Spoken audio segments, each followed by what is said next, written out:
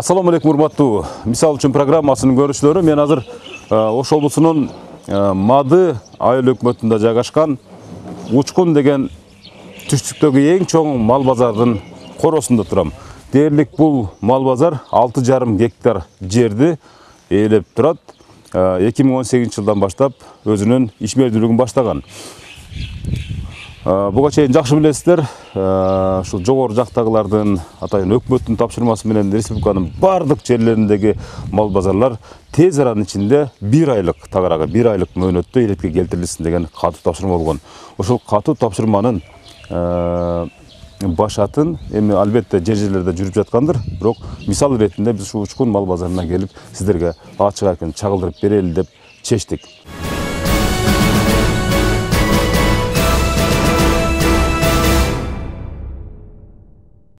Мындан 1 ай мурун тагыраагы 2022 жылдын 28 мартында Министрлер кабинетинин төрагасы Акылбек Жапаров президенттик аппараттын жыйынында Кыргызстандагы мал базарлардын абалын кескин сынга алган.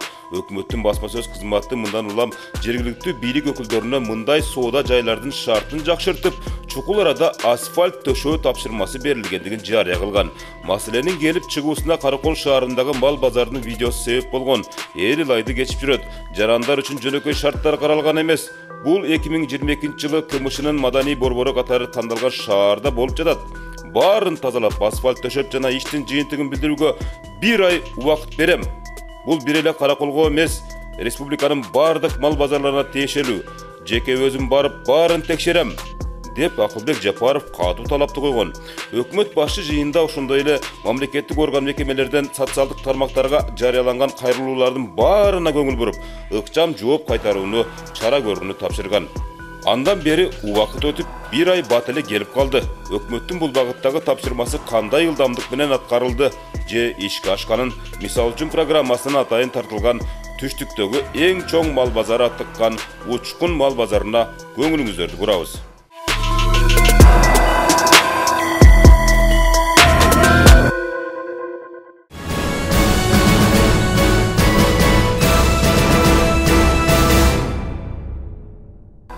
Коронавирус пандемиясынан улам чектөөлөр күчөп турганда, бир катар аймактардагы мал базарлар онлайн соодага өткөн жайы бар. Алардын катарында Учкун мал базары дагы убактылуу онлайн форматында сатуучуларды дагы, алуучуларды дагы тейлеп келген.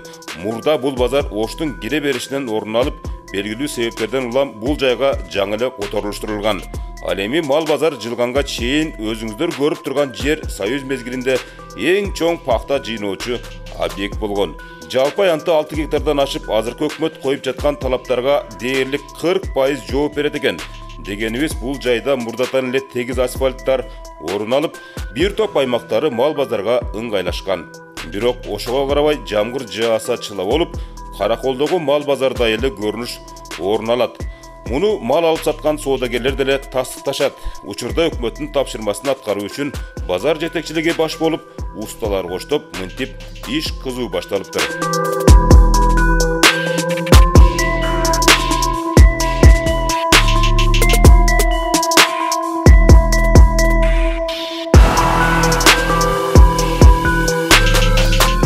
Буга чейин бизде 2018 жыл ачылган болсо, 2018 күзүндө ачылган. 2019 жазындасы бул жерлер иретке келтирип шагыл төгүлгөн. Ар жылы жазында, күзүндө биз тазалап шагыл төктүрөбүз. Ар жылы. Постоянно. Биз андай чыла болуп, башка жерлерге барсаң тизеден болуп кетет, бизде эч андай болгон эмес. Кудай буйрса болбойт. Ого жол бербейбиз.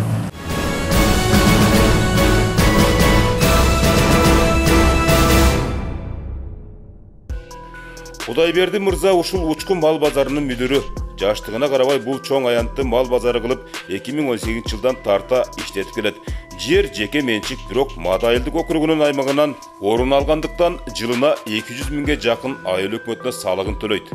Биз айтпай дебей эле бул мал базарга кирип бардык. Анткени жумасына базар күнү 600гө чукул мал кирип чыккан бул мекемеде өкмөттүн койгон тапшырмасы кандай аткарылып жатты экен деген максатта. Бул стяжка бүгүн среда болсо, кечээ понедельник, вторник куюлган жерлер.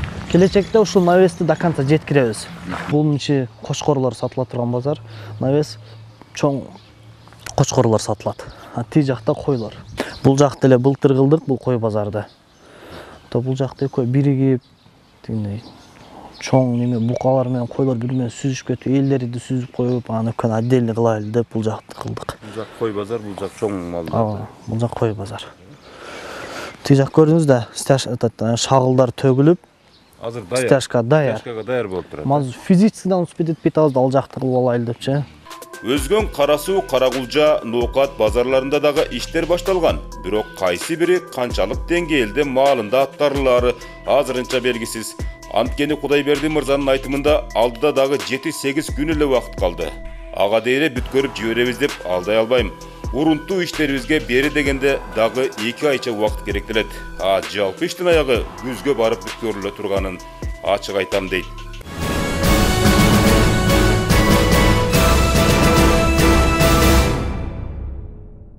Агы подозрительный малдар бул жакка алып киребиз. Изолятор деп. Тигил жактан справкасы жокторду, Справкасы жок. Ооба. Бул жак азыр култанып турат, күчтөрүн эле култап, ветеринар службага бүт шарттарын жайган ушул жакка кирип. Анан телефон чаласыздар анан бул жакка келип. Жок, ветеринар служба турат да частный. Оорулуу малдарбы андай? Подозрительный деген ошолорбу? Оорулуу болуп калса, же справкасы жок болуп калса, алып кирип бул жакка токтотуп кармап турган тиги жер ветврачтар турат да. Ар бир мал базардын архитектуралык жактан өзгөчөлүктөрү бар. Мисалы үчүн жылкы, уйлар үчүн өзүнчө жай, кой эчкилерге башка. Ал эми алыс жууктан бир күн эрте келген сатуучуларга болсо атайын өзүнчө короолор.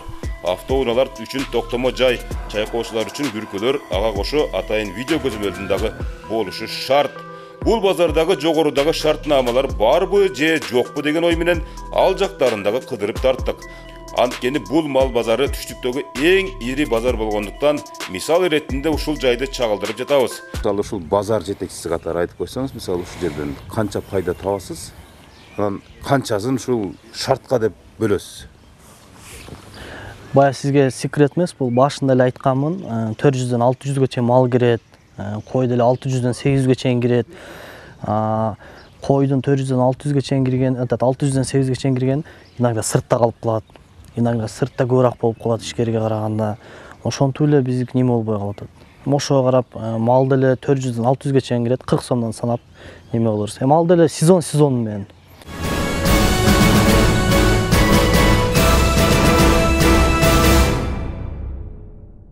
Ушул турган столчикке канча аласыз? 20 сом берет. Иногда бербейт, содан болбоду деп. Бир күндө? Бир күндө 20 сом аласыз ушуга аренда ижара акысын, Bir ayda 100 somга жетпеген акча болот. Мынау ошогон күркөдөнчү мынау? 50 сом. Мындан 50 сом аласыз? 50 сом ушундай. Урматтуу телекөрүүчүлөр, мен отурган жер ушул Учкун мал базарынын ичинде жайгашкан атайын соодагерлер үчүн түзүлгөн күркөлөр. Мына ушундай кичинекей столдордон күнүнө 20 сом гана алам дейт базарком. Базар жетекчиси. Бирок элдердин айтымында бул жерден андан да көбүрөөк алынат. Биз ижара акысын көбүрөөк алганга байланыштуу бир күндүк базар шартында биз өзүбүзгө тоюмдуу, жетиштүү пайданы ала албай калабыз дегендер үчүн айтып атам. Азыр жогоруда сиздер базар жетекчисинин дагы маегине кулак төшөдүңүздөр деп ойлойм. Ал эми мондай болгон чоң күркөлөрдөн болсо күнүнө ушул 50 сомдон ашык аренда акысын албайм дейт. Булар болсо бул чоң күркөлөрдөгү соода кылгандар болсо бул жерден андан ашыгыраак алат деп дагы өздөрүнүн арыз муңдарын айтып келишкендер болгондо, мына ошол адамдарга ушул менин айткан сөздөрүм жооп.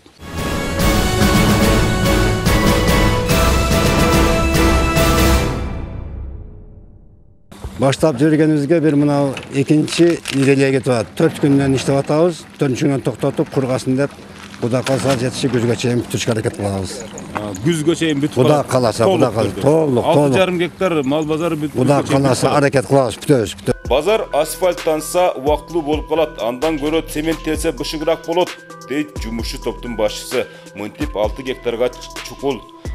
6 гектарга чукул аянтты цемент менен тегиздеп чыгууга бел байладым.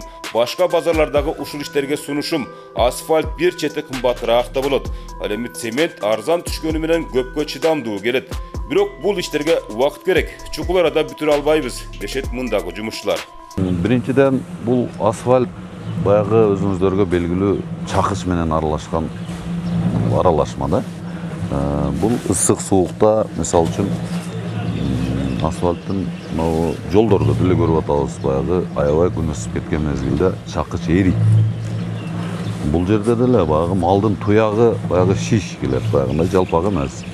Ал оюлат, тез эле баягындай болуп кетиши мүмкүн да, жараксыз абалга келип калышы мүмкүн. Бул цемент практикада көп эле жерлерде баягы асфальтта машина жүргөн жерлерде деле чөгүп кеткен жерлерин цемент менен кылган практикада бар да. Биз ошол себептен цемент менен, бетон менен кылып атабыз. Башка мал базарлардагы иштерди ушундай кылса деп сунуштайсыз. Эми мен сунушум башка мал базарлар деле ушундай кылса болот. Эми ал жерлерде дагы өздөрүнүн специалисттери бар. Башка метод менен да кылышы мүмкүн.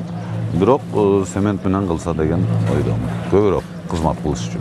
15 сантиметр калыңдыктагы бул цементтелген мал базары үчүн башталган талаа үчүн ушул аймактын айыл өкмөтү дагы жоопкер.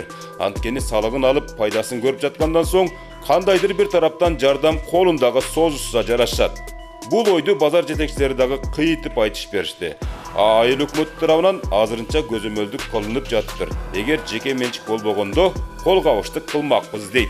Эми бүтүрөбүз деген эми азыр дагы бир кабарлашып эме кылып көрөлү, эмне үчүн бүтпөйбүз деп атат. Бирок эми өзүңүздөр көргөндөй чоң объемдогу иш, аны көпчүлүк көп жумушту талап кыла турган, объем талап кыла турган иш.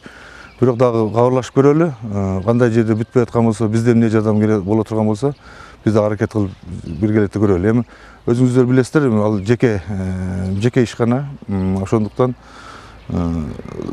биз дагы тактап көрөлү. Мал базарлары өзү бардыгы эле жеке өзү. Бирок айыл өкмөт тараптан эмне жардам берилиши мүмкүн силерге?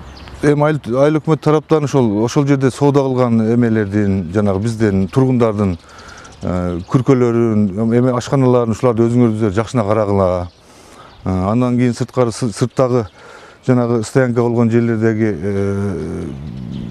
жакшыраак карагыла. Эми сырттагы бизге караштуу жерлер болуп калса, жана эгин тебелебегиле дегендей нерселерди айтсак болот. Былтыркы жылы ар квартал сайын 49 миңден ошол айыл чарба багытында эмес жер деп салык төлөнгөн. 49 миңден 196 миң. Быйылкы жылдагы мына биринчи кварталды 49 миң ошол салыгын төлөдү. Айыл чарба багытында эмес жер деп. 196 миң. 200 миң төлөдү, ооба.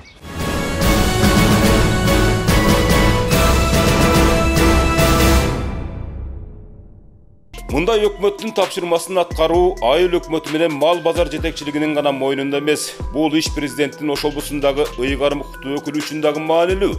Ал үчүн жалпыга маалымдоо каражаттары менен чогуу атайын рейдтерди уюштурган жатабыз дейт ошолбусунун губернаторунун орун басары. 11 базар бар. Биздин Ош областы боюнча Кара сууда бир базар, чоң базар. Өзгөндө эки базар, өзгөндө негизгиси Жылалыда чоң базар.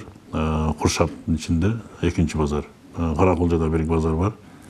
Алайда бирөө, чоң Алайда бирөө, Араванда бирөө, Ноокатта 4 базар. Эми Ноокаттагылардыгы мындай чакан жерлери да бар экен. Азыр мына 30 күндүктүн жыйынтыгы менен райондук администрацияда бизге өздөрүнүн ойлорун айтып атат. Эми карап көрөбүз. Кыскартыш боюнча деген маселелерди айтып атат. Анан биз дагы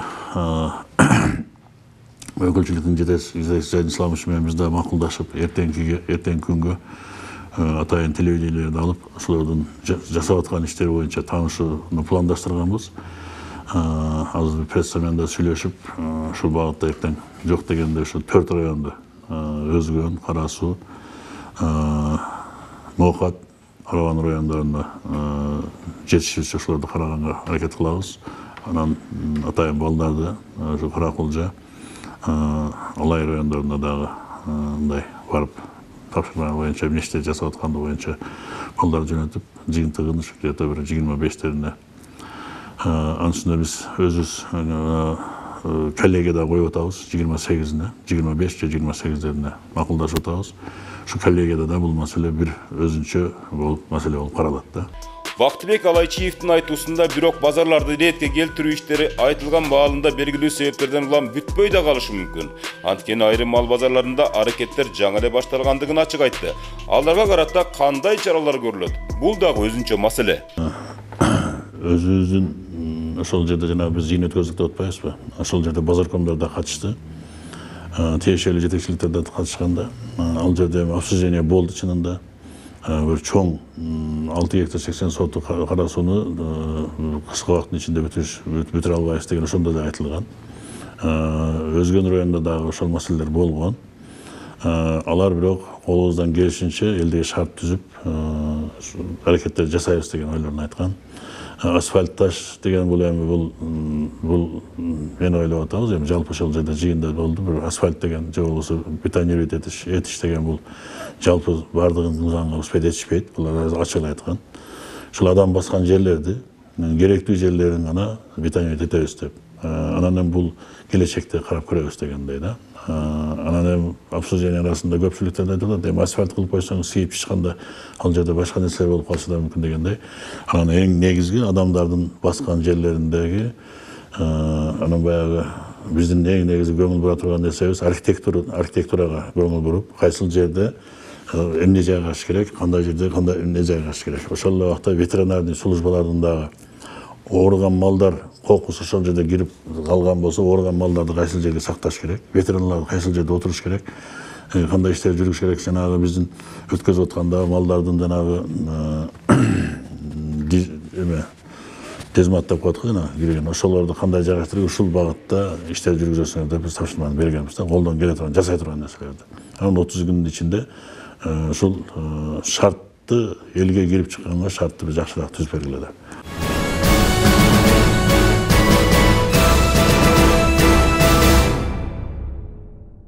Укук райондук администрациялар, территориальный райондук администрацияларга берилген. Райондук администрациялардын жанагы өздөрүнүн комиссия болуп атат, кээ бирлери штаб түзүп мындай жыйын өткөзүп тапшырма берип атат. Ошолордун чечимине жараша кабыл алынат да. Ал жерде айтып атышат. Биринчиден ушу элге шарт эч кандай кыймыл болбой турган болсо жапканга чейин барабыз деп. Биздин сөзүбүздү алып, бир какой-то кыймыл кылып элге жасабаса, биздин айткан тапшырмаларды кылбаса, жапканга чейин барабыз деген. Жапканга чейин, эгерде кыймылдабаса, анан иш жасап, бир жарым-жартылай ишин баштаган адамдарга баягы шартына жараша иштер болот. Ош облусу боюнча 11 мал базарлары бар. Алардын баары тең өкмөттүн койгон тапшырмасын аткаруу менен убара. Бирок 30 апрелге чейин асфальттоо, цементтөө иштерин бүтүрө албай тургандыктарын байкадыңыздар. Жалкоонун шылтоосу көп дейбизби же чын эле объективдүү, субъективдүү себептери барбы? Айтор көпчүлүк базар жетекчилери күзгө чейин убакыт беришсе деген ойлорун айтышууда. Белгилей кетсек, аткарылган иштердин жыйынтыгын убакыты сааты келген күнү министрлер кабинетинин төрагасы Акылбек Жапаров жеке өзү барып текшерерин айткан жайы бар.